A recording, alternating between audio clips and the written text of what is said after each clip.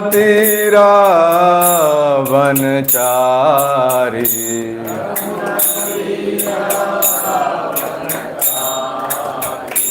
जय राधा माधव कुंज Vihari.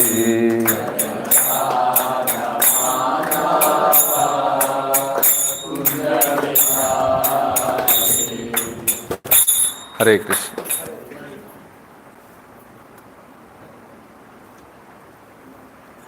So welcome all. I think because of Onam we'll have very less attendance today, but it's a very important topic we are going to address.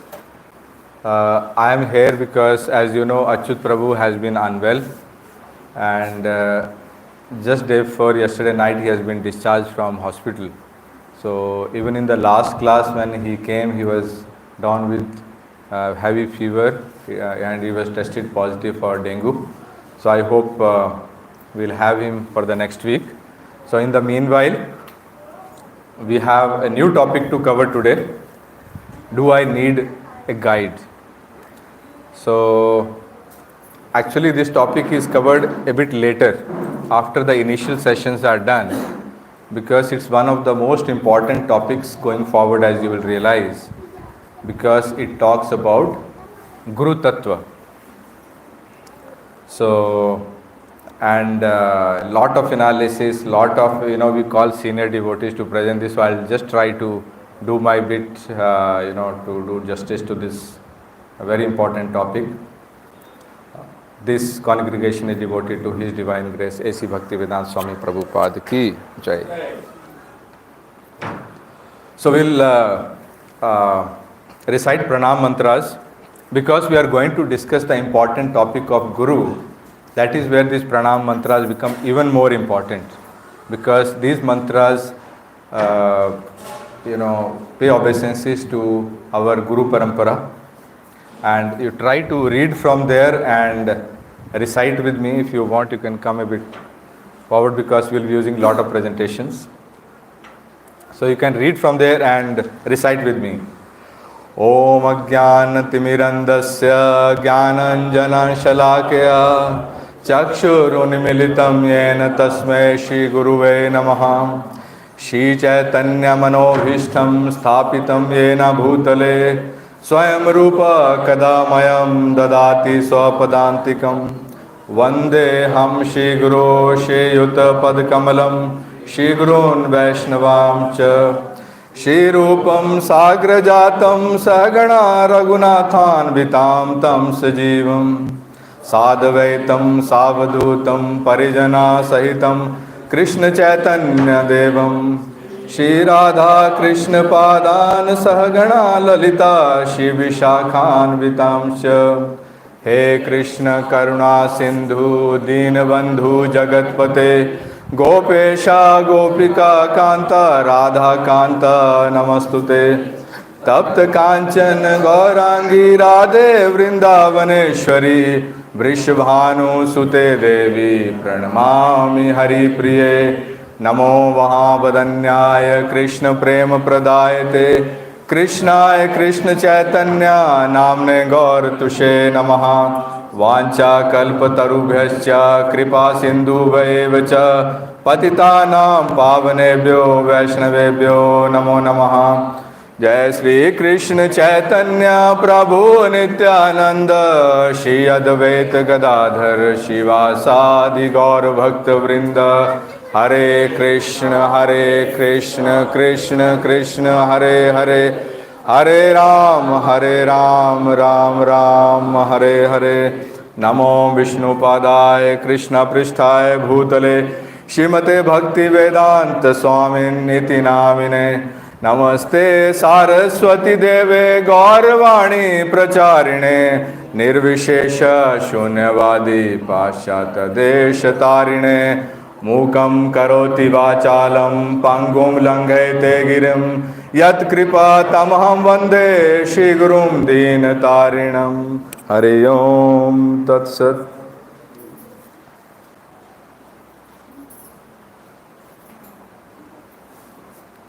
So we pray to our Guru and our Guru Parampara, that they empower us for a very, very spiritual and very, very Krishna conscious discussion.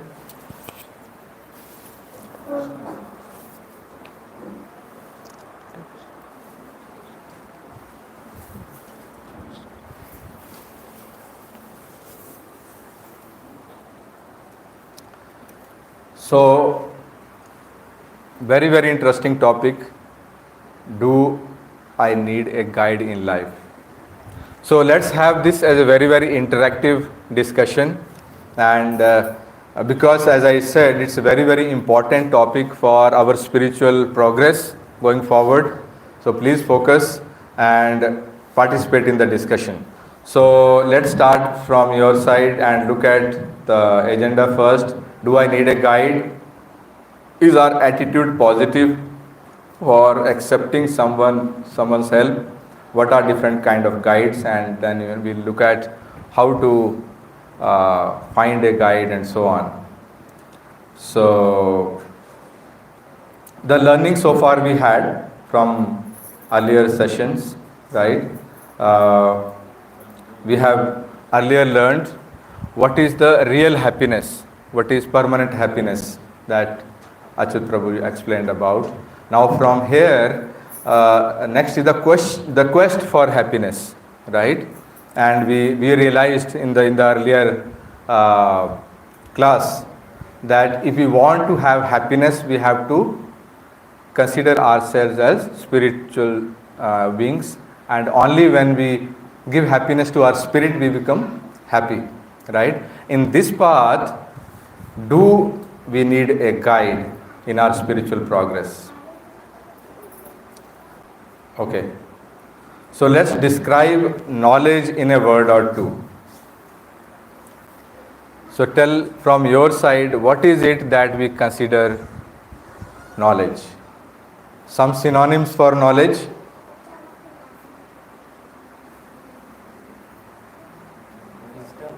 Wisdom. Very good. Awareness. Information.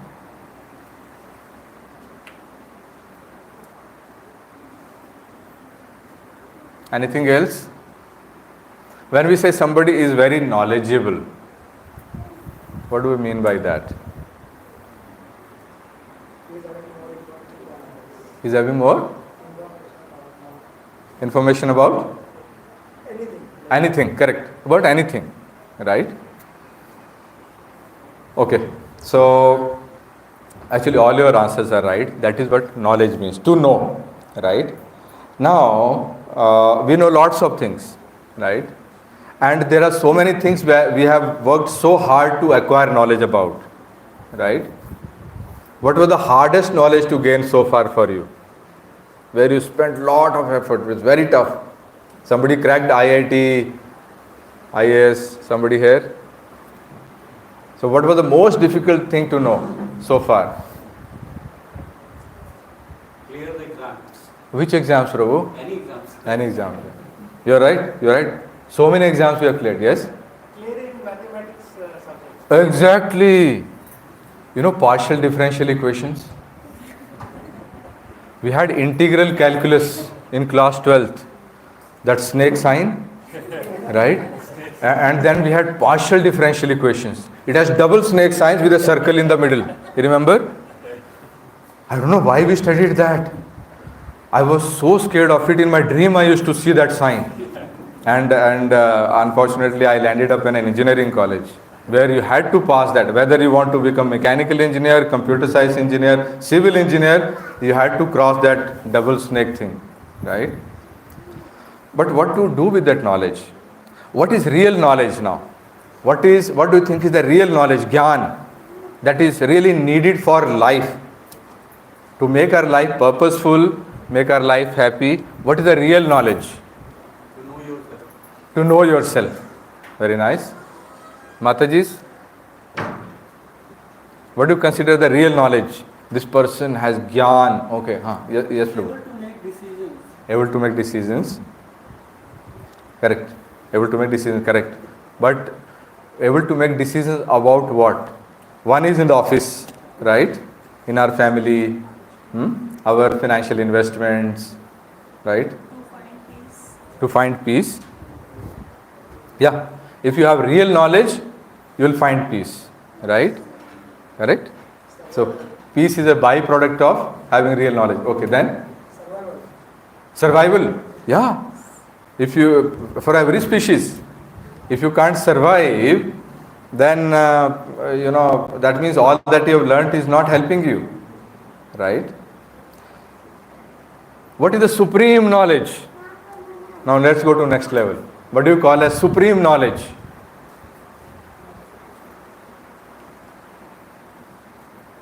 Anything. No, anything is all knowledge. But what is the king of all the knowledge? You are into third class of Bhagavad Gita. Spiritual knowledge, okay. Knowing in depth. Knowing in depth. In depth about differential equations. In depth about what? Knowing God. Knowing God. Yes. Bringing the more people in a path where they are finding the God or Where we are having a? finding the God or bringing God. Or bringing more people. Prabhuji is already in the preaching mode. Hari Bol. So, very nice Prabhu. I'll tell you how he is right. We'll come to that. That is what ultimately when you have knowledge, you will do that. Right? So, what is supreme knowledge? Supreme knowledge only humans can have.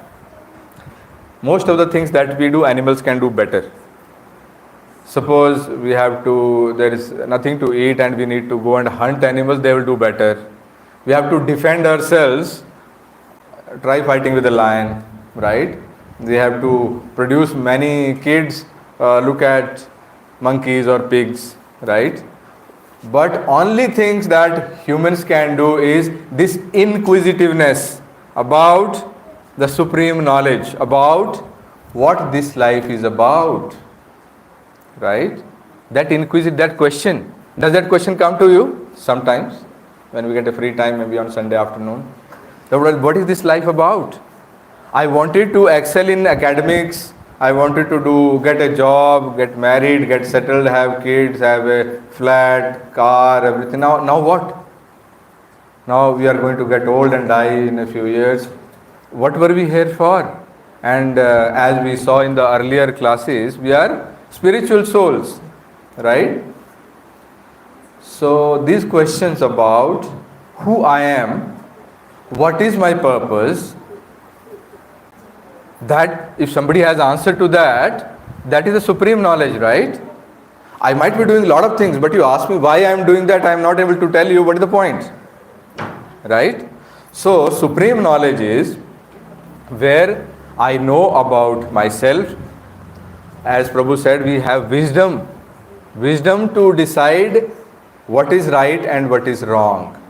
So even the PhD guys, even the CEOs in the company, they come here to our seniors for counseling, and the kind of stories they tell, they'll park their BMW there and then come up, and the kind of stories they will tell, they're into drugs, they're into all kind of things, with a lot of money in hand, all these things, right? So knowledge does not mean wisdom, right?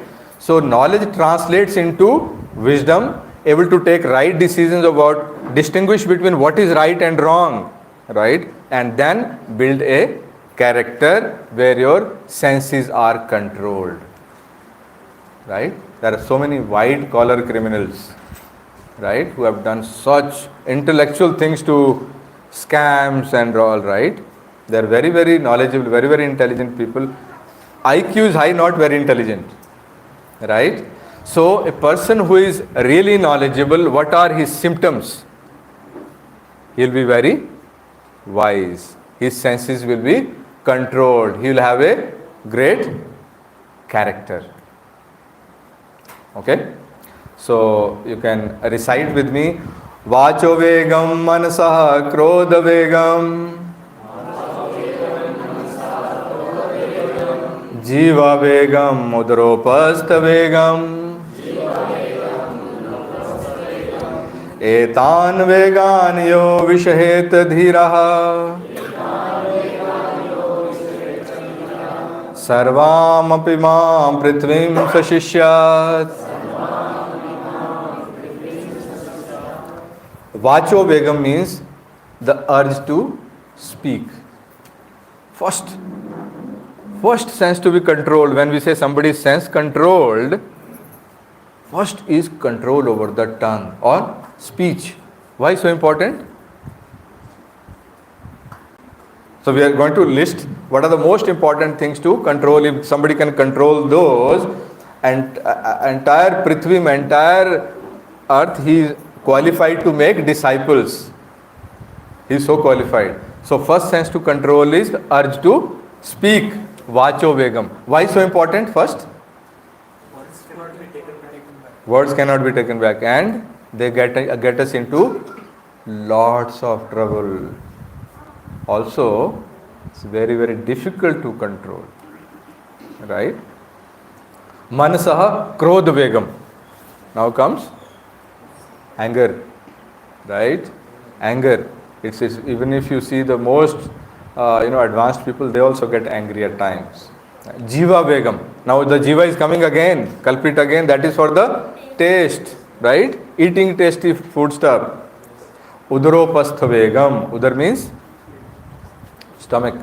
Yeah, hunger. Now there is another meaning to Udaropastha Vegam. It's to consume. Right? Not just to eat, but to consume. So the consumerism culture, that gathering more and more wealth, all the corruption and scams that we are seeing, and sense controlling the genitals. If somebody can control this, he can be called sense controlled and wise person. These are the symptoms of a person in knowledge. Okay? But having studied, what do we call somebody in knowledge? It's very difficult, right? I can, memorize hundreds of such shlokas. Will I be called a person in knowledge? No, right? I can come and speak also about those. Am I a person in knowledge? No, right?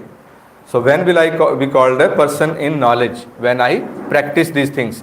But what is that knowledge that will take me here, where I can control my senses, I can be happy and wise?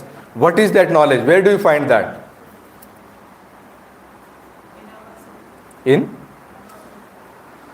Finally in ourselves we'll find. But if I have to start this journey, like you have started. We also started like you 7 years ago. We came to a Janmashtami. Somebody registered us for a Gita course, and then year after year we are doing this Gita course. We need a guide for that. Yes, we need a guide for that, right?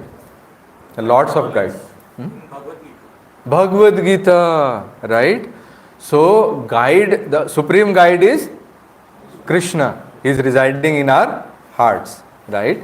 And he is waiting for us to come to him. And for that he has given various mediums, various channels. The first one he gave is Bhagavad Gita. It's very sad that we have to talk about this when we are so many years of life have passed, and we are talking about what is Bhagavad Gita, how important it is, because people through very, very intentional propaganda snatched it away from us.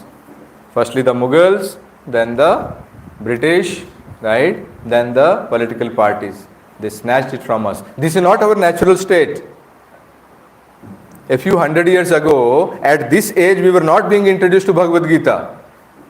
There was a Vedic culture in India. That is what British destroyed, because they wanted to conquer us, right? So don't think what we are teaching here is something new, something strange.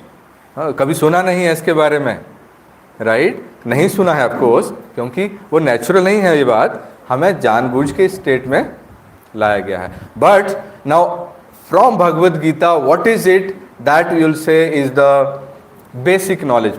First message of Bhagavad Gita, where it starts and brings us to a spiritual platform. What is that message? That we are not this body, we are a spirit soul. You can recite with me. Dehino asmin yatha dehe Kaumaram yavanam jara तथा देहांतर प्राप्तिर धीरस्तत्र न मोह्यते. So Mataji can read the translation. Separate soul continuously passes in this body from boyhood to youth to old age. The soul similarly passes to another body at death. A sober person is not delivered by such a change. Not bewildered by such a change. Now, how many of us actually think about this point all the time or once in a day? That the soul is passing from what we were as a child. We were a different personality. Our behavior was totally different. There was some very naughty kid who became very, very good gentleman later. Or somebody was very, very introvert, but now he doesn't, stop talking only, right? Different personality.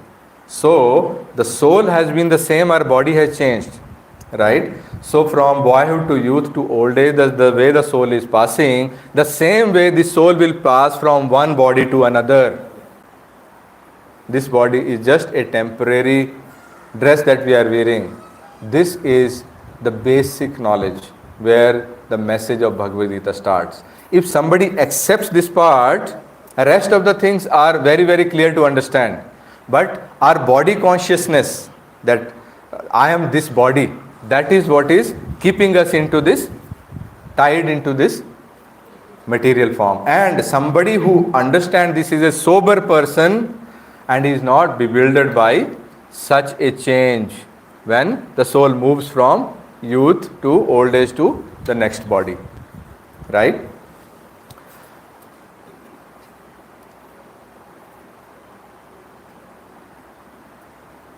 Another aspect of real knowledge.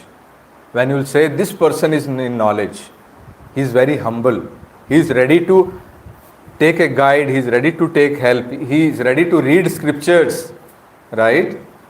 You can recite again. Prakritehe kriyamanani gune karmani sarvasha ahankara vimoodatma karta ahamiti manyate. Some Prabhuji can read the translation. The spirit soul, bewildered by the influence of the false ego, thinks himself the doer of activities that are in actuality carried out by the three modes of material nature. So in the earlier verse we saw how a person, sober person, a knowledgeable person, a wise person behaves, right? Now, Vimoodatma, okay, a bewildered person, how does he think? He thinks, I am the doer of everything, right? And the truth is, that is just because of false ego that he does this. Actually, everything is being done by God through his energy called modes of material nature. So this material nature is the energy, external energy of the God. And the three modes of material nature are doing everything. What are three modes? Mode of goodness, mode of passion, mode of ignorance. Satogun, Rajogun and Tamogun, right? So in detail these topics will be covered later, but this aspect will be touched upon multiple times in various chapters in Bhagavad Gita. That we are either in Satogun, goodness, or Rajogun, mode of passion, where we want to work very hard, earn a lot of money, working 2 shifts a day, right? Extreme mode of passion. And mode of ignorance. Mode of ignorance is mode of darkness, where somebody is, doing all bad things, right? Madness. So these three modes are making us do things, right? But Vimoodatma, a bewildered soul, thinks, I am the doer of everything. This is the second aspect.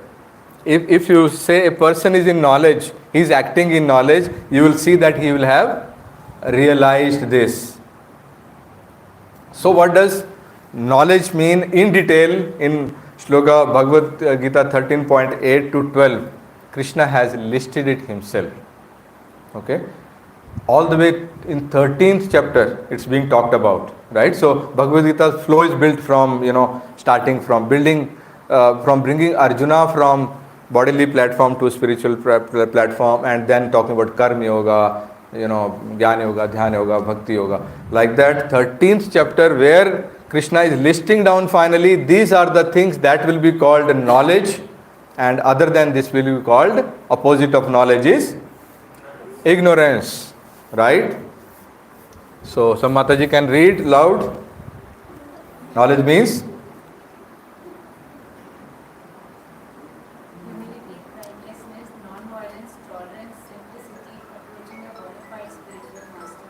Cleanliness, steadiness, self-control, renunciation of the objects of sense gratification, absence of false ego, the perception of the evil of birth, death, old age and disease, detachment, freedom from entanglement, with children, wife, home and the rest, even-mindedness amid pleasant and unpleasant events, constant and unalloyed devotion to me, aspiring to live in a solitary place, detachment from the general mass of people, accepting the importance of self-realization, the philosophical search of the absolute truth, all these are declared to be knowledge, and besides this, whatever there may be is ignorance.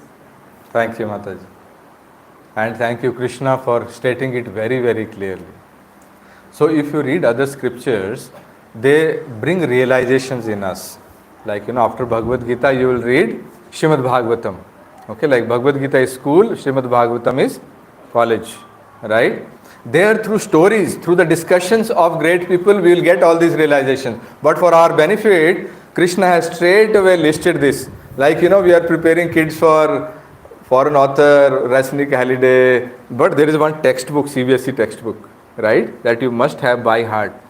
This is the textbook. Krishna very, very mercifully is listing down for us that you don't need to read all Vedas and all Puranas, right? And I'm telling you, listing it down for you, what is knowledge, right? Humility, prideless, non-violence.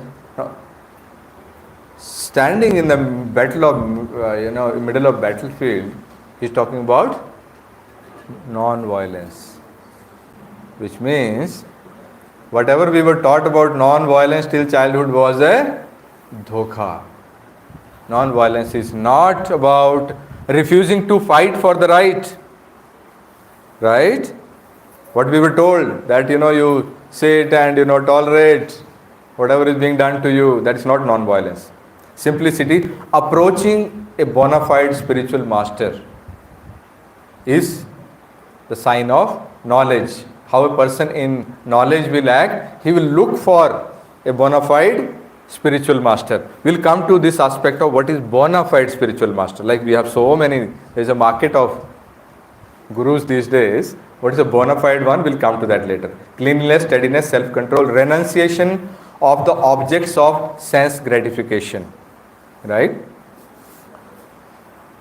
Absence of false ego, perception of evil of perception, understanding how evil is this cycle of birth, death and old age. That I don't want to come into this cycle. Right? So people who are self-realized souls, who are in knowledge, they want to get out of this cycle. They are not trying to make it a happy place in this world. They are preparing not to come back over here. Right? Why? Because this world is getting better by the day or worse by the day. What is happening in Bangladesh? What is happening in Bangladesh is going to happen everywhere in some time. So, what times we are having, our tougher times will be there for our children. But imagine being born here again after 40, 50 years. Right? How tough it will be that time. Right? And then living here for another 70, 80 years. So, a knowledgeable person understands the evil of this cycle of birth, death, old age and disease, detachment, freedom from entanglement with children, wife, home and the rest. How does this freedom from entanglement with children, wife, home and rest come? This does not mean that we don't care for our family. It's about not being attached. How do you bring that detachment? When you understand that you are a spirit soul and not the body. Because all things, your name, your identity, your nationality, your gender, your profession, your designation, all your relationships are because of the body. Right? You are somebody's husband, somebody's wife, somebody's child, somebody's father, because of this body. Right? Even mindedness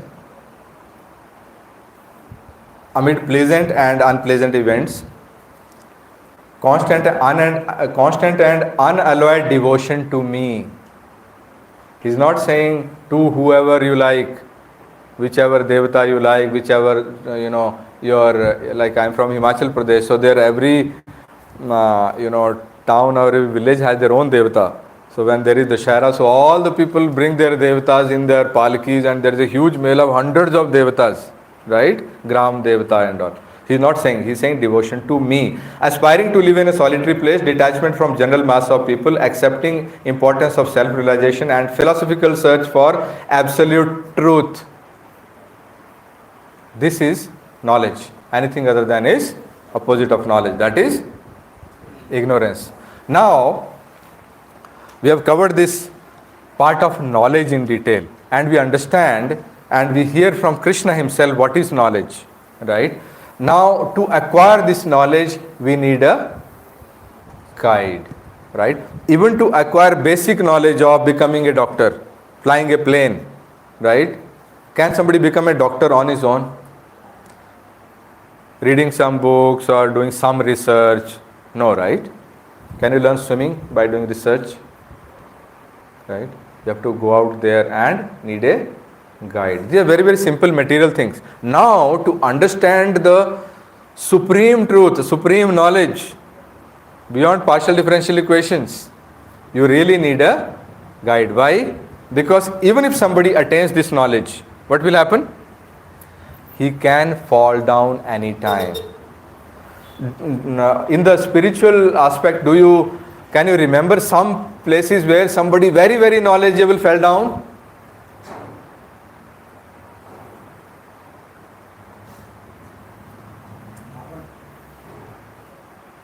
Who? Ravan? Yeah, Ravan. Ravan was a very, very big intellectual guy, right? And he fell down because his senses were not controlled. Second, he was not listening to Mandodari, he was not listening to anybody, not taking guidance also from anybody, right? Ravan. Any other example? Vishwamitra, right?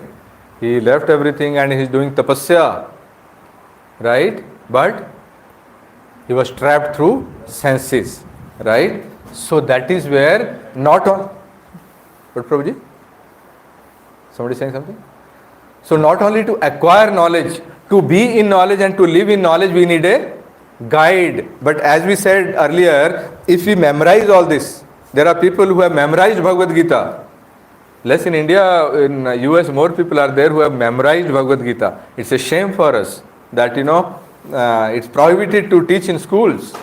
In other countries, many countries, they are teaching kids. So right age to read, understand Bhagavad Gita is how many years? As per Prahlad Maharaj?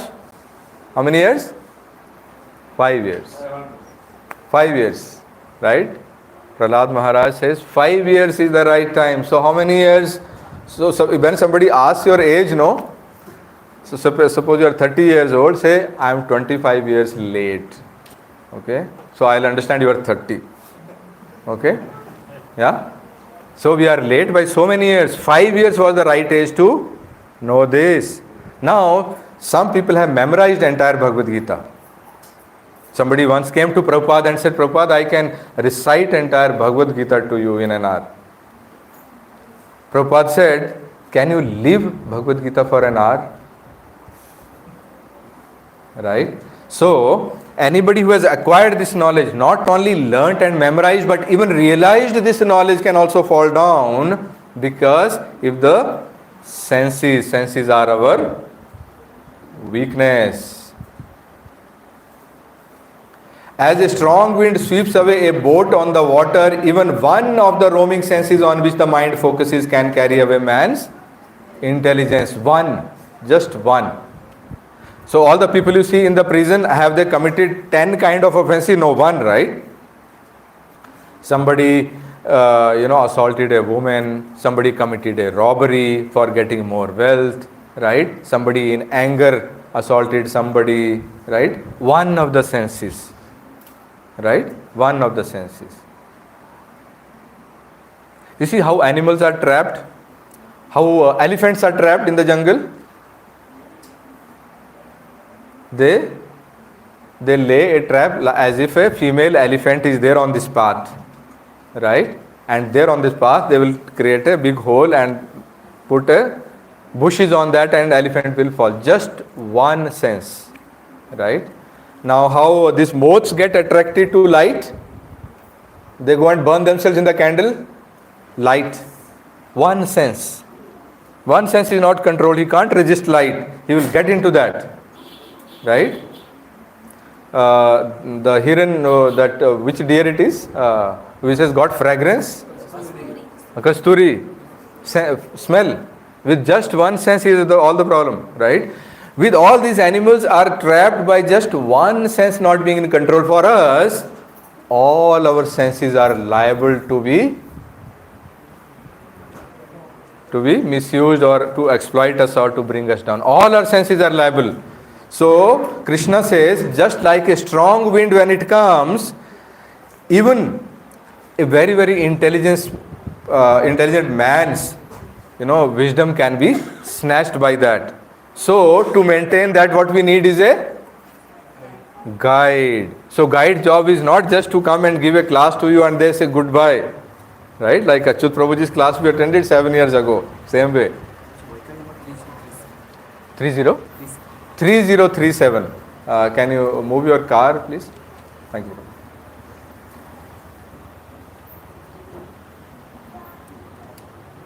So Arjuna asks, O descendant of Vrishni, by what is one impelled to sinful acts, even unwillingly, as if engaged by force? He is asking Krishna. In the 3rd chapter, when Krishna is telling him about what is a wise thing, what is a knowledgeable thing to do, he is asking, I see people are impelled to sinful activities as if they are being pulled by force. What is it? What is that magnet that is taking them to sinful activities? And Krishna says, lust only, O Arjuna. It's only lust. Lust is of all kinds. Lust is for money, lust is for opposite gender, lust is for power, right? You see very, very old people, politicians, they will cling on to that power, come what may, right? That is also lust. In a very, very simple diagram, many years ago Prabhuji made, this is how we fall down. It starts with focus on some sense object. I start focusing on my neighbor's very, very big bungalow. Or in these days of social media, show off has gone to the level of where one maid was caught recently. She stole the jewelry of that house she was serving in to buy what, to buy DSLR camera because she wanted to make nice reels. Right? So now she will make reels in jail. So meditate on one sense object. The moment you start meditating on it, and when will you start meditating on it? When you don't have anything better to meditate upon. Right? So this whole idea of class after class and going to yatras, tasting nice prasadam, all the experience that ISKCON gives us is to build us a better taste. Right?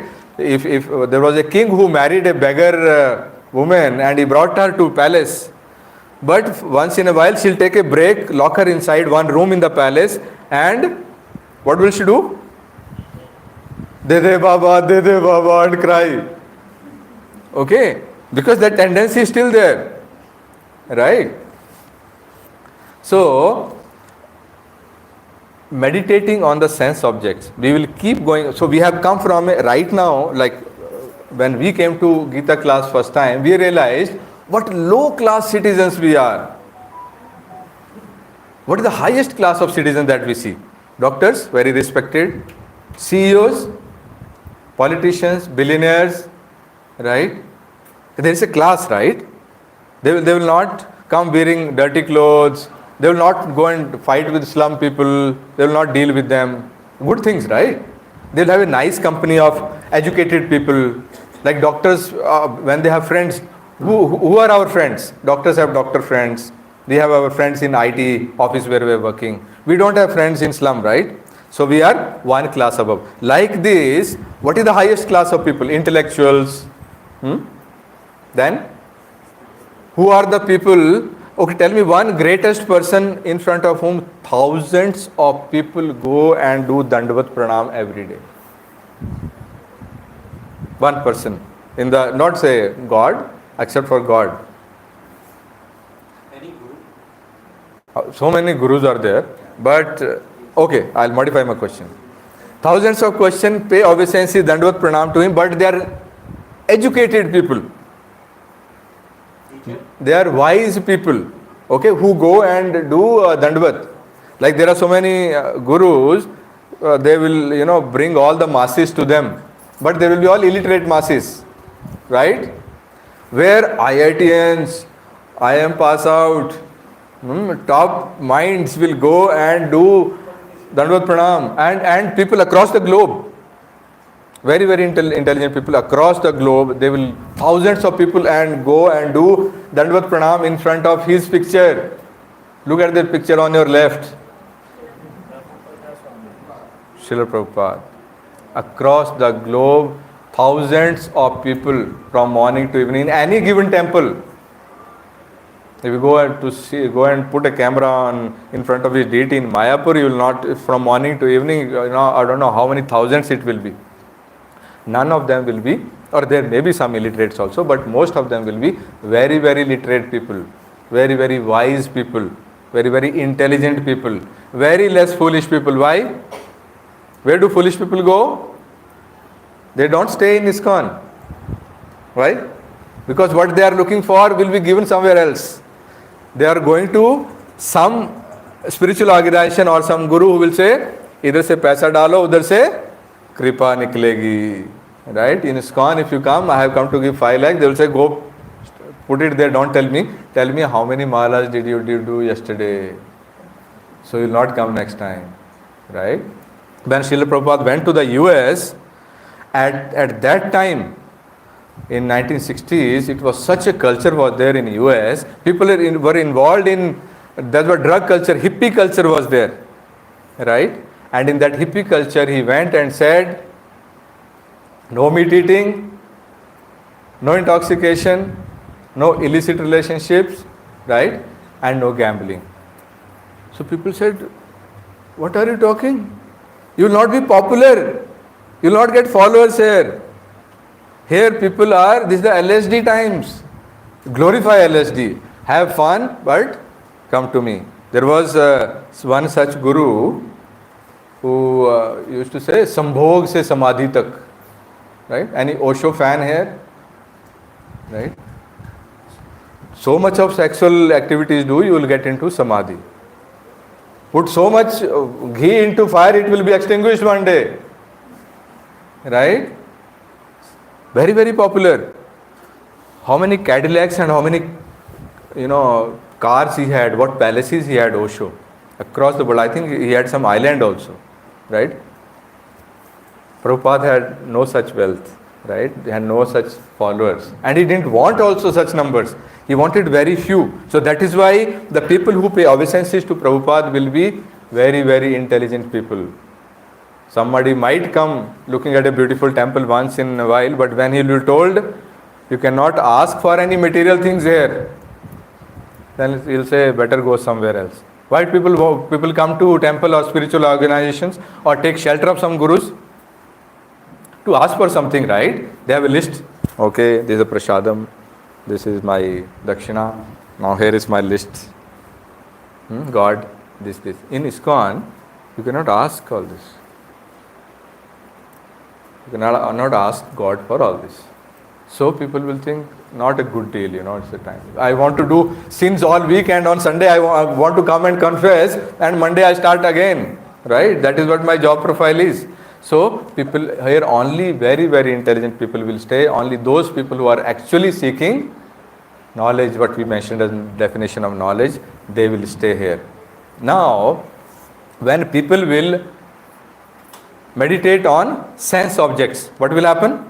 You will develop a attachment to it. Every day you are seeing your neighbor's BMW. Somehow I'll do something in office. I'm handling all the vendors. So many vendors are ready to give me a BMW. Just once, I'll give the tender to somebody, I'll have this BMW. So start meditating. Every day you go out of your home and start ignition. That guy starting his BMW. Right? That develops lust. Lust is a powerful attachment to something. Then when you don't get it, then comes. So firstly, dhyayato vishyan pumsha. On that vishya, you are meditating on that. Then sangas te supajayate. Then comes the lust, and then comes the anger. Kamat krodho vijayate. So anger will develop. Once you develop anger, your composure is lost. Right? Imagine when you were very, very angry in last 1 month. Very, very angry. Somebody almost hit your car. Right? Somebody did something that you were very, very angry on in office. Right? Were you composed? Were you peaceful? Were you able to choose your words wisely that time? No, right? So when you are angry, you lose your composure. Your memory is lost. Memory about what? Which memory is lost? All that you learnt, all the knowledge that you learnt about being wise. You were wise 2 minutes back. You would not have come out of your car and hit somebody, right? In few seconds, your memory of that wisdom is lost. So all started with meditating on sense objects, that develops into lust, into anger, and then the memory loss. And when the memory loss happens, the person falls down from his position, even if he has gained the knowledge. While contemplating the objects of senses, a person develops attachment for them, and from such attachment lust develops, and from lust anger arises. From anger complete delusion arises, and from a delusion bewilderment of memory. Right? And when and the intelligence is lost, and the intelligence is lost, one falls down again into the material pool. Material pool is all the cycle of birth, old age, and death. But an intelligent person does not try to seek happiness, all of these, from these sense objects. यही संस्पर्श जब होगा, दुख यो न एवते आदि अंतः कौन्तेय न तेषु रमते बुधः. न तेषु रमते बुधः means intelligent person does not partake in those activities which give you pleasure, but that pleasure has a beginning and an end. So so far we understood what is knowledge. Even after we acquire knowledge, either through ourselves reading a lot of scriptures, or doing some research, or even having a guide, if we don't have a guide for our practicing that knowledge, we might fall down, right? When we say about great people also getting bewildered, who is Arjuna? Arjuna was not a very, very, just a simple person, right? He had a huge self-control. He rejected Urvashi, who was like, we can't even think of how beautiful she was, right? But he showed his self-control, sense control there, right? He had a lot of respect for elders. When Vidura came and told Dhritarashtra that, after Mahabharata, Vidura came back and told Dhritarashtra, what are you doing? You are living and eating of the hands of those people whom you tortured so much. And what are you waiting for in this old age? Go from here. After that, Dhritarashtra got a shock, and then he went to the jungle taking a sannyas, right? But when next day all the Pandavas came looking for their elders and they did not find Dhritarashtra and Gandhari there, they started crying. how fallen we are. We could not take care of our elders. Although this very person was part of all the conspiracy to kill the Pandavas all these years, but still the respect for elders. Very, very strange, no? These days, these things are very, very strange to understand. In the days of old age homes and Mother Day, Father Day, right? In US, you know what is Mother's Day? Mother's Day is when people will go stay with the mother, take some pictures and will put it on Facebook. I spent entire day with my mother, and everybody will say, what a son you are, congratulations. Right? Entire day, man, with your mother. So, he had so much of respect for elders. He has such mind control that he could shoot a moving fish. And he could control the wind through his arrows. Such a person also gets bewildered. Right? So what are we? Can't we get bewildered? Or we'll say, okay, we'll learn Sanskrit, we'll read Vedas, Puranas, and we'll attain knowledge, and then we will stay on our high position. So we need a guide for that. Even Arjuna asked Krishna to give him guidance. So are we ready for taking help from someone?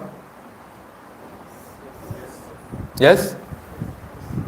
So how many of you have spiritual gurus? You have? Very nice, Prabhu. Who else has? Okay, so tell me some spiritual gurus available in the market today. Tell me some names. You have heard of, oh, दीक्षा दे दिया, उन्होंने दीक्षा दे दिया, उनसे दीक्षा ले लिया. Tell me some names. Premanand ji. Okay. Sadguru, very good. I was waiting for Sadguru. Then some Shri something is there. Ravi Shankar. Okay. Who else? Bhageshwar Dham. So why have we not taken this? No, it's not a question to you. It's a question to me 7 years ago also. Why did not I not seek any help to understand my spiritual aspect, to understand Bhagavad Gita? Honest answer. Give me honest answers. Why have you not taken guidance from anybody on the spiritual aspect so far? Give me an honest answer. Honest answer is, I never cared about it. I never took a guide for learning rocket science. What will I do while learning rocket science? Same way, I never thought I need to read Bhagavad Gita. So I never looked for a guide. As simple as that is the truth, right? What other reason is there that we will not normally seek help on spiritual aspects? Okay, here are the reasons. Number one is ignorance. Ignorance of the fact that I need to read Bhagavad Gita. This is not a natural ignorance. That is an artificial ignorance. Somebody disconnected my power from outside. Who did that? Mughals, British, secular governments, right? Banned teaching of Bhagavad Gita in schools. That ignorance. So what are the levels of ignorance? There are three kinds of people. People who know that they know. Who know that they know. Right? There are people who are knowledgeable people. People who know that they know. There are people who know that they don't know. And third is people who don't know that they don't know. Actually, the first category people also fall in third one only. Who think they know that they know are also the ones who don't know that they don't know. Because only Krishna knows. Even Brahma also doesn't know Krishna fully. Right? So somebody who says, I know that I know everything is also in the third category. Now we all, 99 or 99.9999% people fall in the third category. Who don't know that we don't know. And we don't care about it. Right? If we know, we'll obviously go and seek help. Even if you pick Bhagavad Gita that you all have got as a course book, is coming from Srila Prabhupada with his guidance. The way he has explained each verse. So people are very, very attached to the purpose of Bhagavad Gita because they are able to connect to Prabhupada through that, right? But people are in ignorance that we don't even need this. Second is ego and pride. There are many people. So 10,000 people came to KMM Royal Convention Hall. How many registered here? 150? 150? Right? What happened to others? 1.5% success rate. And you know why we spent 25 lakhs in that Janmashtami? It was not to have a gala birthday party. It was to get you registered here. You are our outcome of our entire effort of 2 months of hard work and so much of Lakshmi spent. So why so many people did not come? Ego and pride. I live in an army society. All brigadiers, colonels, generals, they will come to, when we have a clubhouse function for same Bhagavad Gita class, they will come. They'll come in the midway, they'll go before the end so others don't see I was here. I led my unit. I was the CEO of my unit, commanding officer, 20 years ago. But in my mind, I'm still the CEO, commanding officer, right? They'll be ashamed. But there are a couple of colonels who are here who are very, very senior devotees, right? Who are initiated devotees also. So some of them, very few of them can go over ego and pride, right? Then time constraint. Time constraint is, I have a lot of work to do, right? I can't prioritize. Low self-esteem. I am not meant for all this, right? A few days back, we were attending to Achyut Prabhu in the hospital, so all youngsters were coming there from base. And I was asking them that, we have base where, all young boys stay together in some flats and they live a very, very sattvic life. In the morning, they'll do Mangal Aarti, like a temple routine. They'll eat prasadam, very, very, pious life is there. So I was asking them, they're all unmarried boys. So, Prabhu, what have you decided? Will you get married or will you become a brahmachari? They say, so somebody told me, one of them told me, Prabhu, I am not meant for brahmachara. So I said, how do you know? Prabhu, I feel so much attracted to the material world, right? Everybody does. The material world is so attractive. At 25, what are you thinking about? My classmates have got this car, this flat. I also want to have flat in Prestige, this car, right? Oh, he's got, I know somebody who's like an army officer says, there's a competition in army officers who's got a more beautiful wife, right? So he'll have great honor, oh, his wife is most beautiful. Only for that being number one there, they are worried about that. So it's very attractive, agreed. But you are deciding based on one side of power of one side. Have you seen the power of other side? Have you read Bhagavatam? Once you read Bhagavatam, then you can judge, right? If somebody tells you this party has a very powerful case and you give a decision in favor of that, you are not a good judge, right? Listen to the other side, experience Bhagavatam and then you decide, right? So having so low self-esteem, no, I am not that intelligent. I am not built for this. Right? That low self-esteem also keeps us away from seeking a guide. Then lack of trust. Biggest reason in India why people do not go to genuine spiritual organizations which come from Guru Parampara. Which are the genuine spiritual organizations? There are like hundreds in Delhi. Every signal you will find board for one more Baba. Which are the genuine spiritual organizations which come from one of the four Guru Paramparas, right? So why don't people go to those Guru Paramparas? Why? I personally, I'll tell you, I hated all spiritual organizations. I came just to celebrate Janmashtami because my kid was having a dance. I had no other intention. Okay, and when I was going out, somebody said register for Gita course. I said, what is that? They said 100 rupees. Then I said, these people are making so much effort. If I don't give 100 rupees, he will feel so bad, right? So I gave 100 rupees and came out. I hated spiritual organizations because the image that has been created by the fake Babas who are making money out of people's miseries. They will tell you, oh, you are so sad, so something so bad is happening in your life, I will make it all good. Right? That lack of trust is what is it that stops us from taking a guide. But Arjuna was very, very intelligent. So what did he do? When he felt that I cannot fight with my own people, he took shelter of Krishna. And how did he take shelter? He said, very important shloka, please recite with me. Karpanya dosho upat swabhavaha prichhami tvam dharma sammudha chetah yachrehasyanishitam bruhi tanme शिष्यस्ते हम साधि माम त्वाम प्रपन्नम. One of the most important verses of Bhagavad Gita in the second chapter itself, and that too spoken by Arjuna. There is lot of significance to this, right? Some Prabhuji can loudly read the translation. Now I am confused about my duty and have lost all composure because of miserly weakness.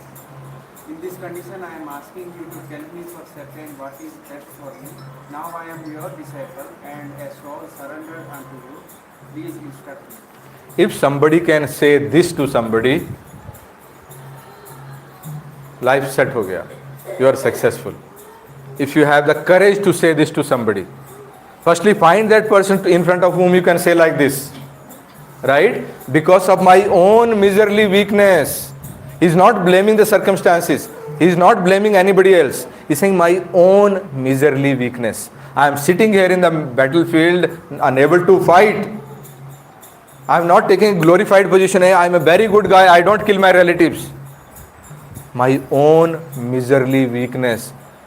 Can you think of how many years ago you accepted something like that? Your problem is because of your own miserly weakness.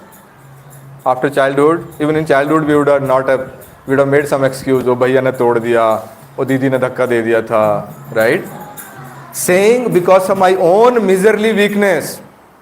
And then he says, I am asking you to tell me for certain what is best for me. Now I am your disciple and a soul surrendered unto you. This surrendered word. There is a negative connotation also to word surrender. Normally it's used for armies. Army surrendered. This is not that surrender. This is surrendering our what? Soul. And to surrender, not surrendering our soul. We are the soul. Soul is not something we carry. Surrendering our ego. So when soldiers surrender, what do they put? Put down their weapons. Right? So what weapon are we carrying? Ego. Right? We need to carry a weapon actually, not this weapon, but to fight Maya. But this ego is not to fight Maya.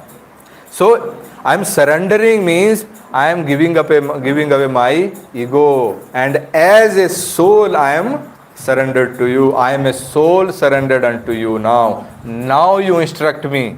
This is how we approach a guide, right? But we need to find somebody in front of whom we can say this. This privilege we can give to correct. For Arjuna it was easy because he was in front of Krishna himself. Now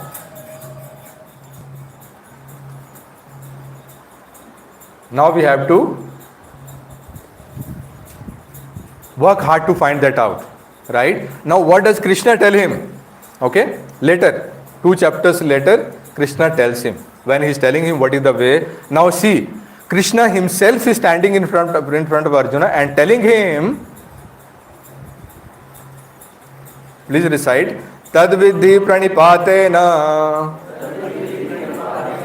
pariprashnena sevaya उपदेक्षन्ति केते ज्ञानम ज्ञानिनस्तत्वदर्शिनः. Some Mataji can read aloud the translation. Just try to learn the truth by approaching a spiritual master. Inquire from him subsequently and render services unto him. The self-realized souls can impart knowledge unto you become because they have seen the truth. This is also very, very important shloka. Why very important? Because this is the call for action, right? So many aspects of Bhagavad Gita are giving the knowledge to you for your self-realization, but this is call to action. Go do this. Now, who is asking Arjuna to go fetch a guru? Krishna himself is saying. Then he's saying, inquire from him submissively. Why submissively? Why I have to go and ask submissively? Why can't I go and ask, tell me so and so things? You have to? In the seek knowledge, you have to submit in front of the guru. Okay, you have to submit it. Yes, Mataji? Remove our ego and Remove our ego, yes.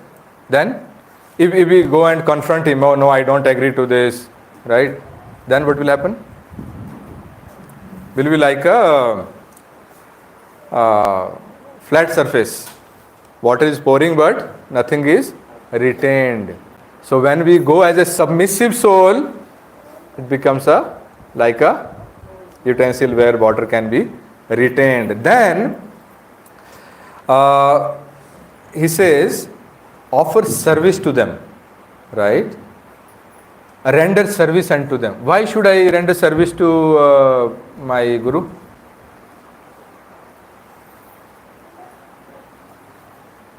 Service like, I'll bring water to you, okay. If you come to my home, I'll, treat you like, God has come to my home and I'll treat you that way, right? Try to help him in his mission, what he's trying to do. Why should I serve the guru? It's the link between you and God. Correct, yes. Then, when you serve, what do you become? You become servants. Right? So you accept a lower position. So whenever you will serve your guru, real service is not, I'll do something so my guru's job will be easier. No. Real service is when I take instructions from my guru and fulfill those instructions. That is called as rendering service, successful service. Of course, there are so many things that I do on my own, thinking that this is what is required. But whenever my guru gives me direct instruction, that is what empowers me, right? Then that is where I take the position of a servant lower than my guru. That is why we need to serve. Now, how can you serve a guru? Can you serve Narad Muni?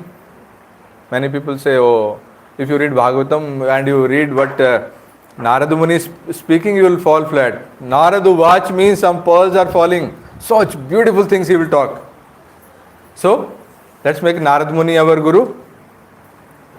Why?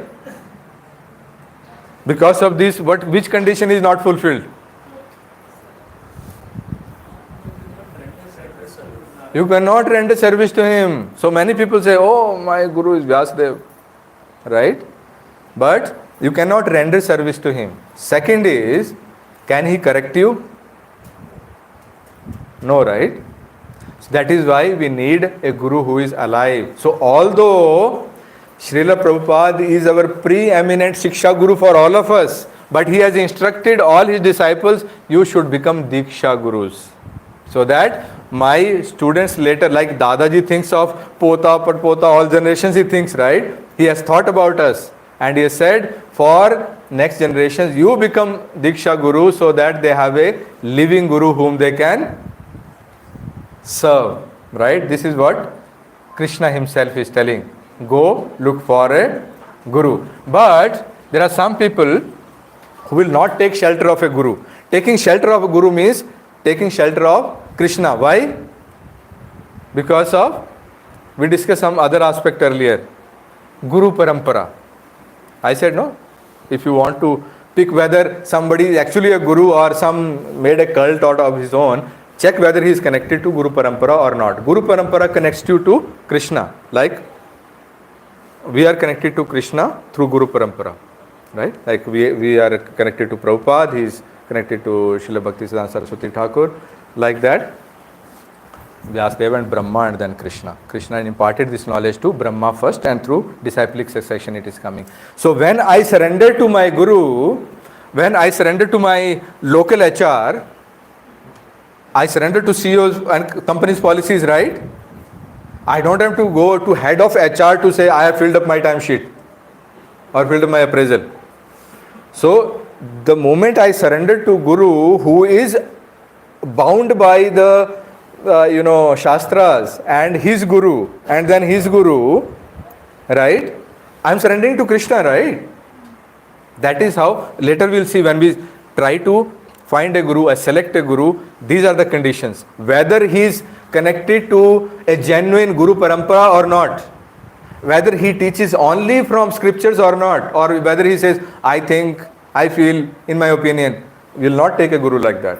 We'll take a Guru who is connected to Guru parampara, who is a pure devotee of the Lord, right? Considers Krishna as the Supreme Personality of God and teaches only from the scriptures, Shastra, like this mala that they give in ISKCON, when they do Katha, it's like an oath that whatever I'll speak from Shastra when I'm teaching here. I will not say, in my opinion, I think. That is why people, intelligent people, stay back in ISKCON. That is why I stayed back after first class, right?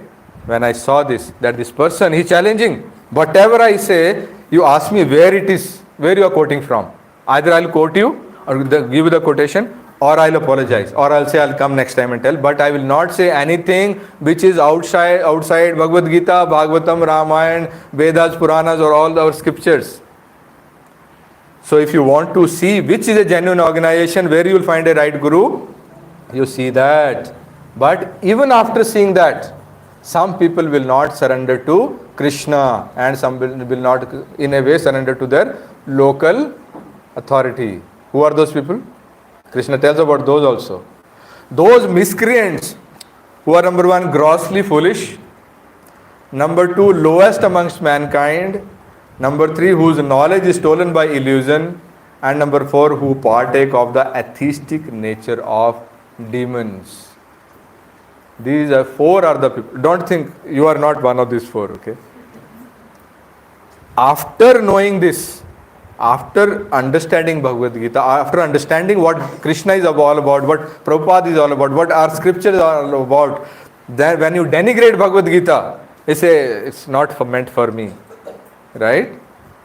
Then you are one of the four, okay? After knowing Bhagavad Gita, understanding Bhagavad Gita, knowing the real essence of Sanatan Dharma, then if you denigrate it, then either somebody is grossly foolish, lowest amongst mankind, his knowledge is stolen by some illusion, or he is an atheist. Okay? Basically, he is very unfortunate. Right? So, now this is the aspect we covered, why we need a Guru, how it will help us, who are the people, and what Krishna tells about taking a Guru. Okay? Now we will quickly go into different kinds of guides, Gurus, okay, in the market. So number one is free advice Gurus. Take it. Anyways, I don't use it. I make something today and tell, and somebody says, where you are quoting from? I don't need to read all these things. You need to learn through experience. There is one very famous Guru in the market, I don't want to name. We don't refer to all these books. We believe in, and very, very reputed, not like Osho and all. Reputed guy. He'll simply say, I don't read all this. We need to learn through experience. How will you experience? With your six senses. Right? So what is wrong with our six senses? There are some weaknesses of our senses. Right? For example, our sense of hearing, we cannot hear beyond a particular frequency. Right? Ultrasonic, some bats and all can hear, they are better than us, right? We cannot see beyond a distance. So our senses are limited, right? Then what is second weakness that our senses have, or we have in experience ourselves? We can be easily illusioned, right? Easily illusioned. आप लोगों ने कभी life में धोखा खाया है? सबने खाया है, right? When you're driving on a warm afternoon on the highway, do you see some water there 1 kilometer down the line? Mirage, That is illusion. Right? Then, what other weakness we have?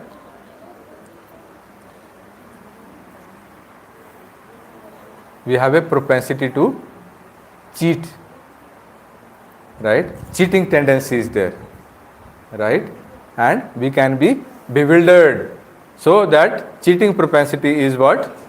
All we have by nature. So all the experience that we have is limited. So scientists say we have found everything, but have they created life? No. So all the research is limited. What is unlimited is what you will read going forward in next when you go to college in Bhagavatam. Such shocking things, right? So I was telling one American colleague of mine, very aged person, we were there for giving some training to some people. So over dinner he asked me, what is this spirituality thing in India? I heard a lot about it. I said, there are hundreds of things. You tell what you want and they will give you. He said, no, some genuine thing you tell. I said, you go and go to Veda base and read those things. You'll be shocked. I said, till, just 1,000 years ago, you were fighting about earth is flat. Even some people today believe earth is flat. You were killing scientists, right? Copernic and all. Killing scientists, calling them to a marriage party, burning them alive because they are saying earth is round. Just a few hundred years ago, right? In Europe, earth is flat. But you know what? You go to Bhagavatam, it will tell you not only earth is round, it will tell you the structure of solar system, our galaxy, universe, and all the universes with perfect accuracy, which all your Galileos and Newtons and Archimedes have not been able to defy even this much. And you know when Bhagavatam was written? 5,000 years ago. He said, how can you prove 5,000 years ago? I said, I can't prove 5,000 years ago, but at least in known human history, there is nobody who has laid a claim on having written Bhagavatam or Bhagavad Gita. So Bhagavatam is talking about the entire structure of universe, talking about what is the stage of embryo in which month of its development. Is talking about nuclear weapons, right? Rocket science. And it is older than the known human history, simply because in the known human history, there is nobody who has laid even a false claim that I have written this. Because if somebody says this, what will happen? Suppose today, some politician, some fake scientist says, I have written Bhagavatam. What will happen? He will be asked to explain some things which are not even today deciphered by the scientists. There are some formula which are not even deciphered by today by science. Then they will say, you wrote this book, na? Now you tell what is this. So in known human history, like we are in 2024, in last 2024 years, nobody has laid even a false claim on authorship of all these Vedas and Puranas and Bhagavatam and Bhagavad Gita. And just a few hundred years ago, you were burning scientists for saying earth is round. He says, so your Bhagavatam is about astronomy? I said, no, astronomy tum aise hi kabhi kabhi baat kar lete hain. It's actually about what is the purpose of human life. So why you are talking about astronomy there? I said, we are talking about astronomy for this very purpose, that people like you will believe us only when we prove our credentials. Otherwise you'll say we are unscientific. Whatever I'll say, you'll say, what credentials do you have?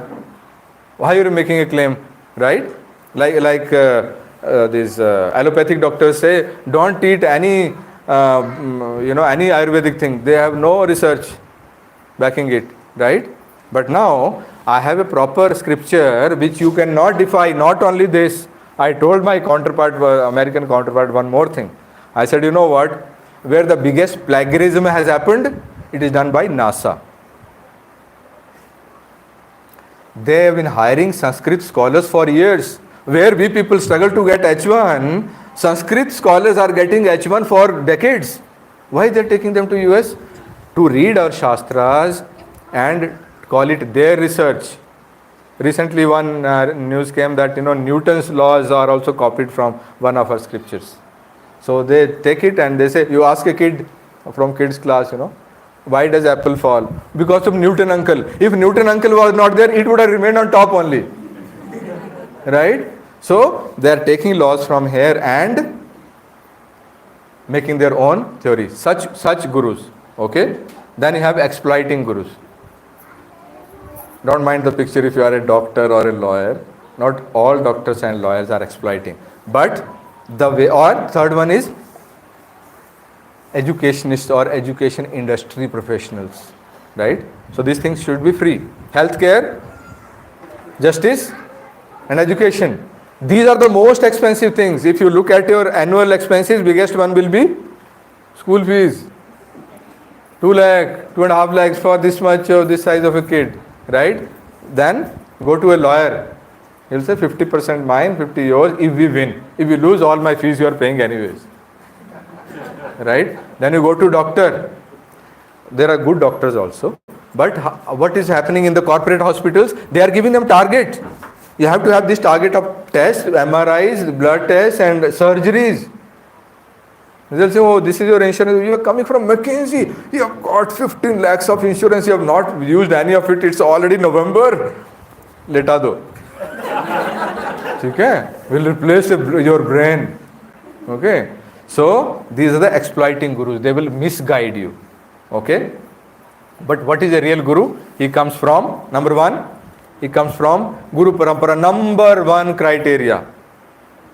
If somebody says in the market, I am a guru, ask him who is your guru and who is his guru. Have you served that guru? Are you doing these services as per your guru's instruction? No, then thank you. We'll go to another shop. Okay? Then he is our well-wisher. What is our, if somebody says he is my well-wisher, what should he do to me? He should do me good. What is the best good? What is the highest good somebody can do to me? Give me money, save me from death in a hospital. Correct path, correct? Correct path, yes. What is the biggest favor somebody could do to me? Pass on the knowledge. Very good, Prabhu. You have read, I think, half the Bhagavad Gita. Your thread is in the middle of the book. No, it's not like first chapter. Either you have not opened it only or you read half of it. No, not half of it, but this is my kid. Good. So, you will not be able to relate to it. I am not saying that you are not intelligent. When I came for my third class and I was told this, that highest good is about showing path to Krishna, I thought these are some different kind of people. ये मंदिर में रहते हैं 24 घंटे कीर्तन करते हैं ऐसी बात करें इनको थोड़ी ऑफिस जाना होता है राइट ये थोड़ी बीमार पड़ते हैं इनके बच्चे थोड़ी बीमार पड़ते हैं राइट प्रभु जी लोग आए हैं आश्रम से ये इनका अलग दुनिया है not in my context later you will realize that actually somebody who shows you path to Krishna is your biggest well-wisher. One of the conditions of somebody to become a guru in ISKCON, right? In ISKCON there is a very, so I went to one initiation ceremony a few months back and there they announced from the stage that welcome, you have qualified to come for taking initiation from Diksha from Guru. Taking Diksha in ISKCON, with the effort you spend on taking Diksha in ISKCON, you can actually go to Swargaloka also. So much difficult. To take Diksha in ISKCON. It's not like you come and udhar paisa dalo, idhar se kripa. To take initiation is so difficult. Imagine how difficult it would be to become a guru in ISKCON.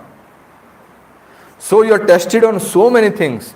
Now parampara, of course, in ISKCON, if somebody is applying to become a guru, he will be connected to parampara. But how much actually on the ground you are connected to parampara? How much you are connected to Prabhupada? That is tested. How much of well-wisher you are, right? How many devotees you have made, and how many sacrifices you have made. So if you look at the gurus of ISKCON, you will be shocked in the kind of health, the kind of old age they are traveling. They are trying to, save people, save the souls. On the wheelchairs, from ICU straight to some katha. Such is the situation. So merciful, compassionate, right? Not exploitative. As we were discussing, some people exploit you, misguide you, right? What is the worst thing that can happen if you ask way to somebody? I want to go to ISKCON Bhakti Center Kanamangala. Today Sadananda Prabhu is giving a class. What is the worst thing that can happen to you? He will say, go away. Time नहीं मेरे पास. Right? कुछ गाली दे देगा. Right? But it's even worse than that.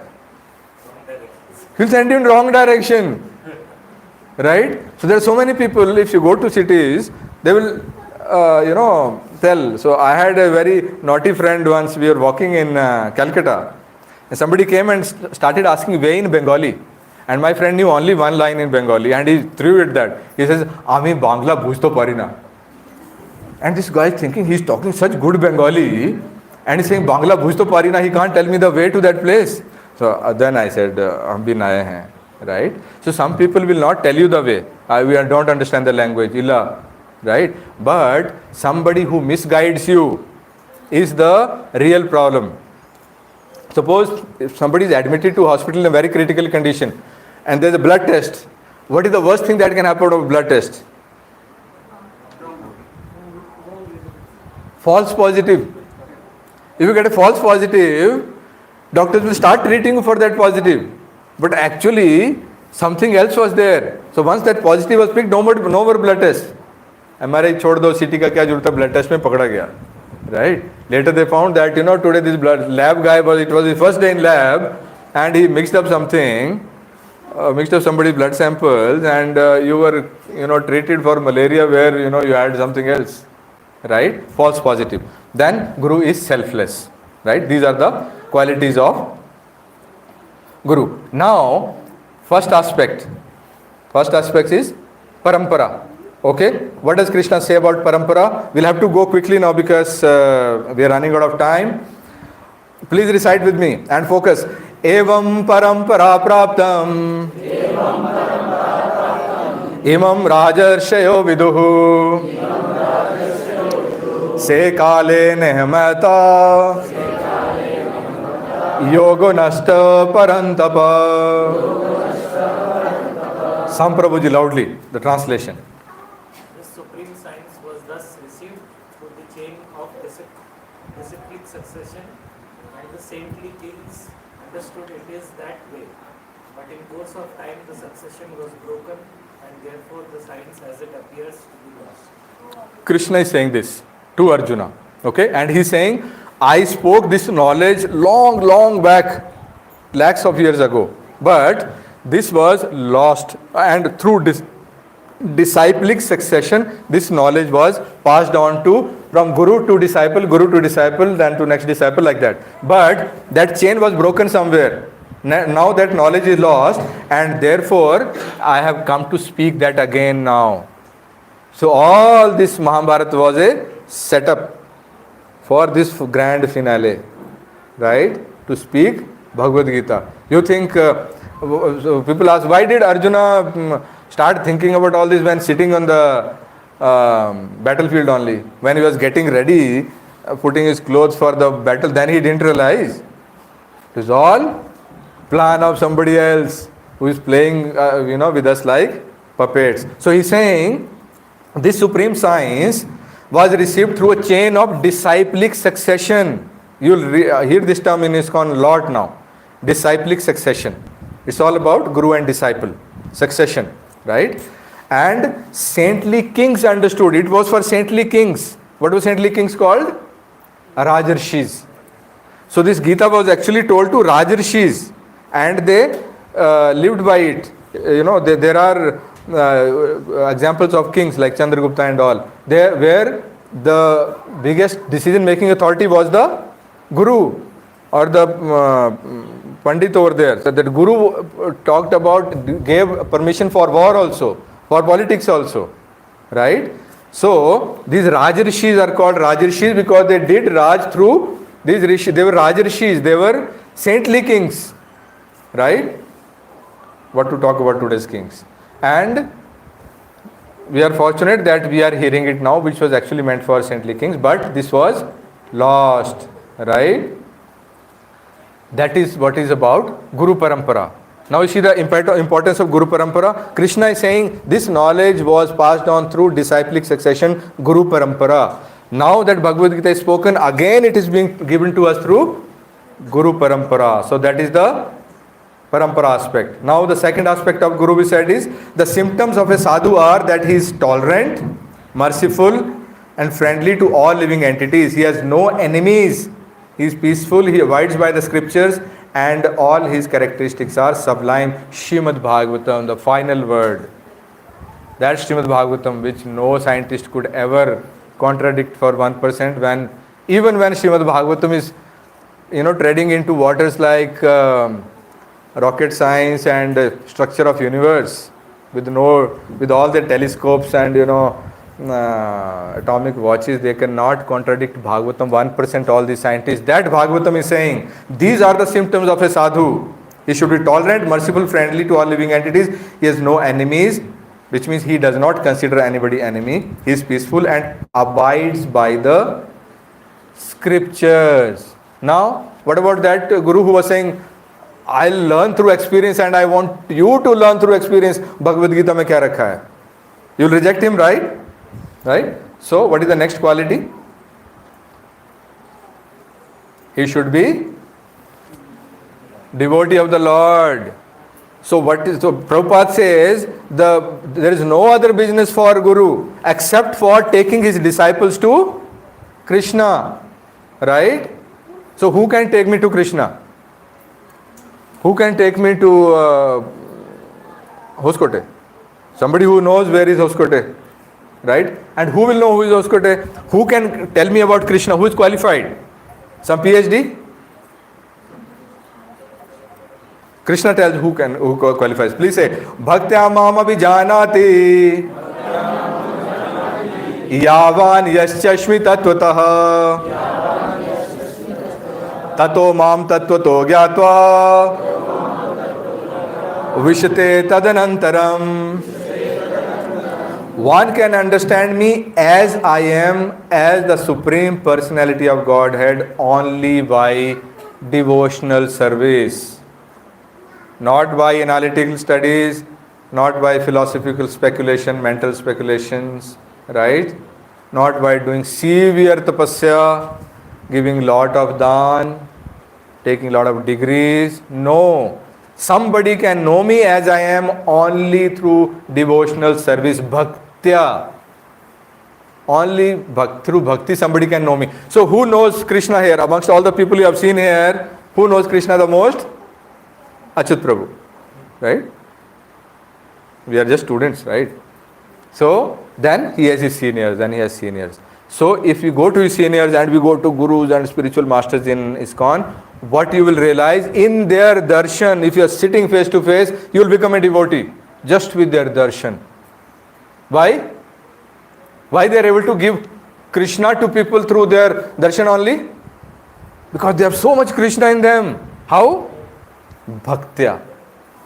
Now the Krishna is telling, okay? So if I tell you, if you have to know about me, you will have to go read so and so biography of me. Right? I might not be true. There may be another biography which tells how bad I am. Okay, I am referring good one. There may be another one. Krishna is himself saying, to know me, this is the path. Only that person will know me who is my devotee. And how he will know me is through bhakti. So when, coming back to why we are discussing this, because we are trying to find a right guru for us, right? So what are the conditions of guru? Parampara, he should be very, very compassionate and merciful. Third is he should be a devotee of the Lord. Only then I can expect him to know what he is telling me. Right? Okay, what is the next quality? In this aspect only. Very, very important shloka from Srimad Bhagavatam. One who cannot deliver his dependents from the path of repeated birth and death should never become a spiritual master, a father, a husband, a mother, or a worshipable demigod.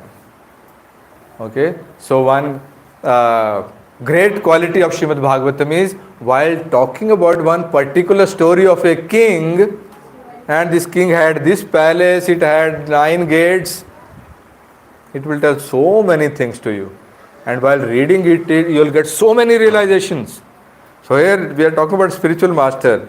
But where our eyes are going, cannot become a father, husband, mother, or of course a teacher. So, if we have chosen to become a parent, our first duty is to save our dependents, that is our children, from this painful cycle of birth and repeated birth and death. And how do you do that? Only by taking shelter of Krishna. Right? Brahma bhuvana loka punaravartino Arjuna. Right? Krishna says that in entire universe, everybody who has taken birth will be going into cycle of rebirth, but those who have surrendered to me will not take birth again. So to make people surrender to Krishna is the only business of a guru.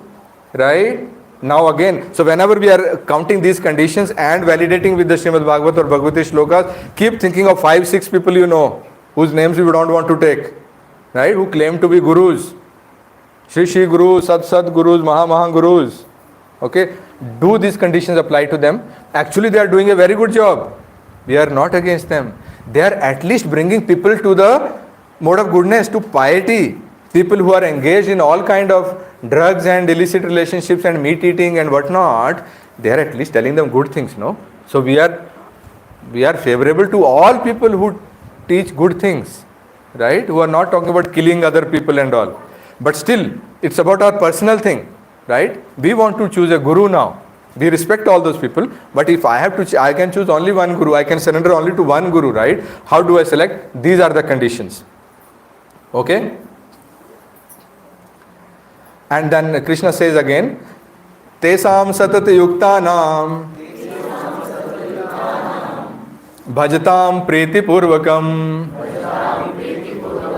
dadami buddhi yodam cha dadami buddhi yogam cham yena mamupyantite.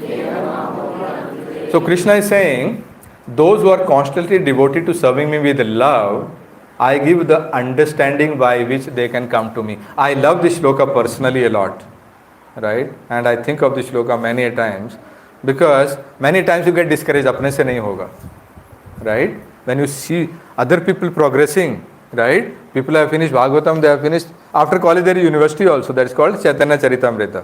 They have finished that also. I don't have time, I am stuck in this work. Mere se nahi hoga. Then I think of this, that if I only have to love Krishna, He will give me buddhi. Buddhi yogam dadamitam, he is saying, I will give you buddhi yoga. So think of an examiner who is giving you an easy question, giving you answer sheet also. And then saying, I will give you the intelligence also by which you will understand this. How good, no? Most lenient teacher. So he loves us. He wants us to come back to him. So he's giving such easy, and then he's giving such nice teachers. Right? Such nice teachers who are so much dedicated because their orders coming from Guru. Like all of us, now we have a big team and we reached out to apartments, did a lot of publicity in the 7-8 years ago. Achyut Prabhu used to roam streets here, doing Sankirtan with 3-4 other people across our apartments. Come to Janmashtami, come to Janmashtami. Why? Because his spiritual master gave him direct orders. Your only work is to create 1 lakh devotees in Bangalore. Not only yours, but entire ISKCON Whitefield congregation. Only one target. There is no financial target, like doctors have, itna test karna hai, itna blood test, itna surgery, itna paisa ikatha karna hai, itna temple. No. Only one target given by his spiritual master, make 1 lakh devotees in Bangalore. Do whatever you can. So, he had just 3-4 people. No money. Right? So, mridangam leke sadkon pe nikal pade. That is where there is a picture I have taken many years ago where he is doing Sankirtan. I am thinking, who are these people? Right? Before I came to that Janmashtami. So, Krishna will give that. Only we have to show that love to Krishna. Then he will give us such merciful people who will come and catch us sitting on the sofa and waiting for, lifetimes that some, Chaitanya Mahaprabhuji's soldiers will come and pick me from the sofa. There's so many people waiting. But who will get this mercy? Krishna will give that. So if you have come here, it's not just a coincidence that, you happen to be there in Janmashtami or again. There is a long lifetimes of bank balance that you had or we all had that we came here. Okay? So this is how we find a Guru. Okay? Now, other aspect is how do we balance our dependence on Guru and our independence. Okay? Now, if you listen to Vaishnava songs, especially, Bhakti Vinod Thakur and others, there are a lot of Vaishnava songs we'll keep singing as we go. You will hear people saying, I can't do anything. I'm not capable of anything. I'm unworthy. Right? I need only mercy of Guru and Krishna. And then on the other hand, Srila Prabhupada says, you have to fly your own plane. You can't be over dependent on your Guru. When the Guru will leave his body, what will you do? Then what is the balance here? Should we totally be dependent on Guru and Krishna to give the mercy and Dadami Buddhi Yogam Tam, or should we make our efforts? Right? So there is a balance that we have to strike between these. Right? So Srila Prabhupada says, Vani Seva is more important than Vapu Seva. Vani Seva means his instructions. Then Vapu Seva is actually physically, serving him prasadam, right? Or doing services to him. So even after Guru leaves his body, his instructions are the Guru sitting next to you. So you have to fly your own plane. But Guru will sit there like a co-pilot. And this learning will never stop. His instructions will always, empower you. So there are instances where, people felt frustrated. They were sent to a new country. Prabhupada will give orders like, youngsters, 30 years old, you 3 guys, you go to UK, set up a temple there in US. They would go and then they'll struggle. There is nobody, right? So imagine coming to a new place and trying to get 150 people to Bhagavad Gita class registration also. Right? Then they will wait for Prabhupada's letter will come once in a month. That letter they will inspire them. Or if somebody is feeling very frustrated, Prabhupada will call him to his place and come with me for a walk, take his personal association. So it matters. But at the same time, Prabhupada said, you have to be foolish act foolish in front of your Guru. You can't be super intelligent, right? Over intelligent is the word he used. But not that you have to act like a fool. Right? So you have to act independently, but in that independence also, your execution is your independent, but the instructions are coming from Guru. That is how we strike a balance. So all of us are very, very fortunate. In fact, everybody in this world is very fortunate because Srila Prabhupada came here and he did so much for us. But we people sitting here are very, very fortunate because you are going to see in next 5 minutes something very, very nice. And then you will keep seeing this more. Okay? So as a homework, you will be very good homework this time. You will be asked to watch a movie. Right? So small description of Srila Prabhupada. Okay? Here is the child Prabhupada doing Rath Yatra. Right? And it was in 1922 that he met his Guru Maharaj. You see the black and white picture? How young? And in 1932 he received his, 10 years after meeting his spiritual master, he got Diksha. Okay? From Srila Bhakti Sadananda Saciputra Thakur. In 1944 he started a magazine called Back to Godhead. In 1964, he published Srimad Bhagavatam Canto 1, which was presented to Prime Minister. 1964. See, so much he has done till 1964, right? Publishing Srimad Bhagavatam Canto 1. And since 20 years already, 44 to 64, he has been publishing a monthly magazine called Back to Godhead, which we all read now also it comes. Right? 64 till 64, he has done so much. Then he realized that I am getting old, 70 years old. Now is the time to go And when you feel like your time to go, time is getting over, class time is getting over, what do you think? क्या रह गया cover करने के लिए? Right? Right? We rush through, ना, दो इतना slides बाकी है. So he thought, my Guru Maharaj had a desire, not even an order, desire that why should only Indians be saved? Why should message of Krishna not be given? The mercy of Krishna should not be given to the entire world. तो अब याद आने लगा 70 हो गया, अभी तो अब ये रह गया, बड़ा जरूरी काम रह गया. My Guru Maharaj wanted this. So what he said, I'll go to US. He's got what, one trunk full of things, and people said, what are you talking? He's living nicely in Brindavan and getting lot of honor and Swamiji, right? But he said, I'll leave it all and I'll go on a very, very dangerous journey. And he took a cargo ship.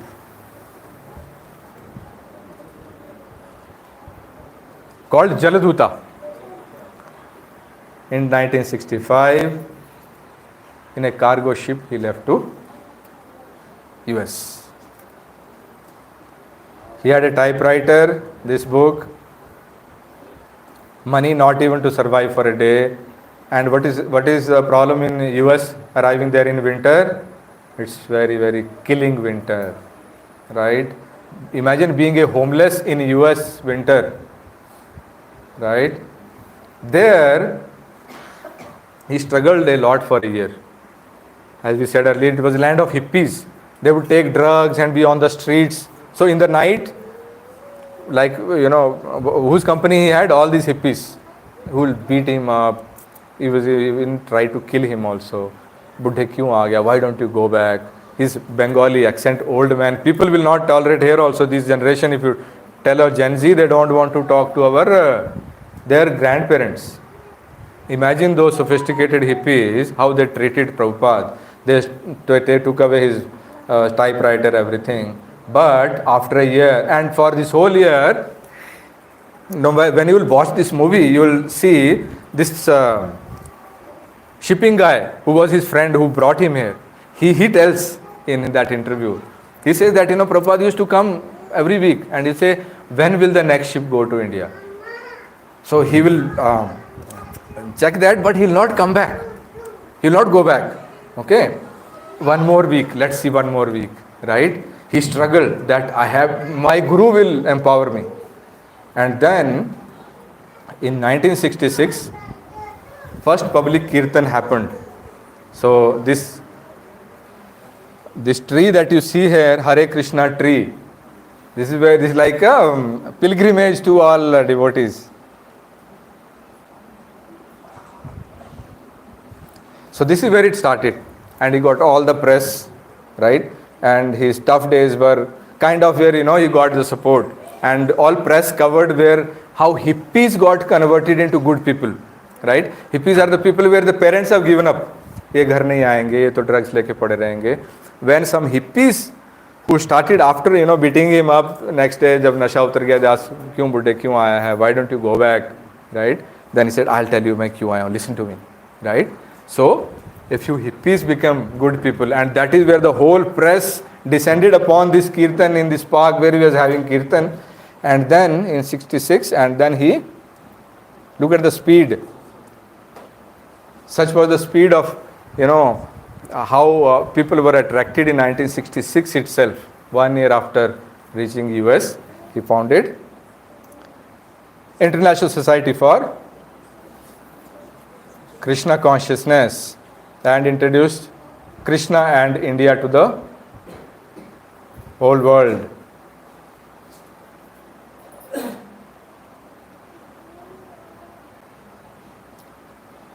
So in that movie, if you see, you'll see this the last scene, where in his deathbed also he is dictating. So this was a dictaphone in those days, where all his disciples would record his katha. So how weak he has become, even in the last days he is dictating. So you'll see that movie, will tell you the link to that. So just in these 12 years what he did. So when we were looking at other aspects, I can't do this because I have time constraint, I have family constraint, work constraints. In 12 years, he wrote more than 80 volumes of books, traveled across globe 14 times, that too with bad health. In this Jaladuta Yatra itself, he had got 2 heart attacks. When the third heart attack he got in the US, he came back to Vrindavan saying that, it's time to die and I'll go back.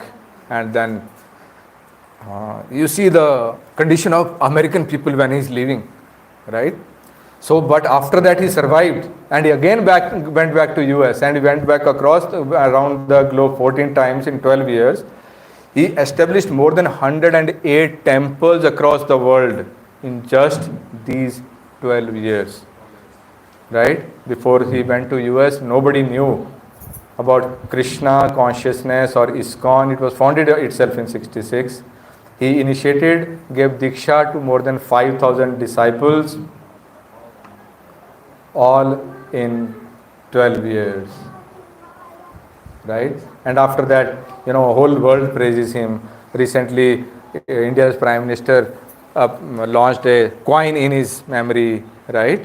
Now all that is happening. They are saying we'll give Bharat Ratna to him and all, but that is immaterial. What is material now is he has created an organization where people learn and teach genuine knowledge from the scriptures. They do not say, in my opinion, I feel, put money there, take kripa here. No, nothing, right? Only what is written in Bhagavad Gita and Bhagavatam is taught here. So at any point of time, you think you don't agree to something, what somebody is telling you, ask where you are quoting from, okay? And when he quotes from, that is where you need to have a belief, a firm belief. So going forward, you'll read Bhagavatam, you'll read Chaitanya Charitamrita, you'll go to yatras a lot, but the primary thing that will remain with you, is remaining with us every time, is Bhagavad Gita, like a operating manual of life. So now that you have come into journey of Gita course, although you will be given overview of Gita, your faith will be developed in Gita, but your job is to read word by word it many times. If Americans can memorize it, what's wrong with us, right?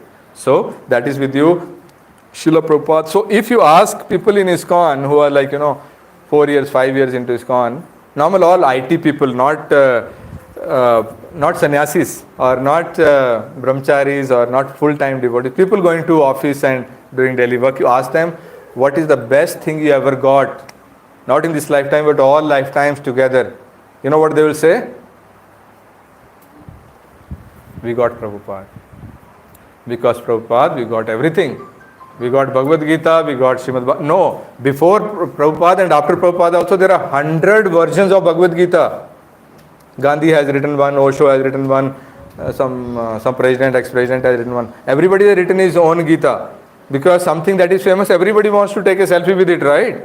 So they have their own interpretation that will take us away from Krishna. So he gave us Bhagavad Gita as it is. He gave us Bhagavatam. He translated this Bhagavatam till his last day, right? He gave us all the scriptures. So many books are there that he has written. Then he created a house for us, for his kids and grandkids and great-grandkids, right? This is where they will come and learn and move towards Krishna. He said ISKCON is like an embassy.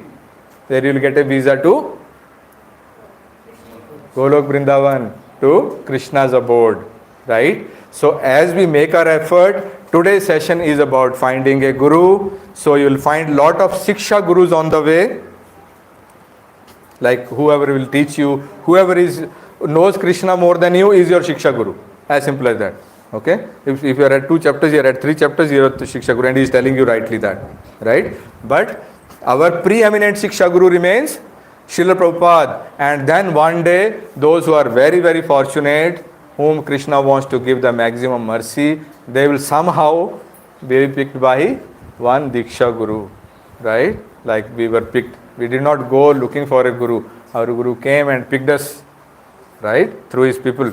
So you will be picked up and you will be getting a Diksha. But that is your journey towards Guru. Today's session was only about whether I need a guide, what that guide will do to me, and in the end we covered who is that guide that Krishna has sent to us so mercifully, who till his last breath was trying so hard to save us and take us to the path of Krishna. His divine grace, A.C. Bhaktivedanta Swami Prabhupada. So with this, we end our session right on dot. Now, if there are any one or two questions we can quickly take only on this topic.